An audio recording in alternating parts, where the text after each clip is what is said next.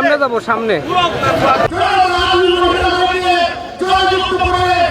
আতঙ্কের ছাপ নেই, উনি তখন ব্যাগ বছরের মধ্যে সারা বাংলাদেশে 1 কোটি যুবকের ইনশাআল্লাহ আমি আমার বক্তব্য দীর্ঘায়িত 13,000 মানুষের কর্মসংস্থানের জন্য আমরা ব্যবস্থা নেব। অত্যন্ত বিশ্বস্ত, অত্যন্ত ঘনিষ্ঠ মানুষদের সন্তান থাকবে বলে আমি বিশ্বাস করি না।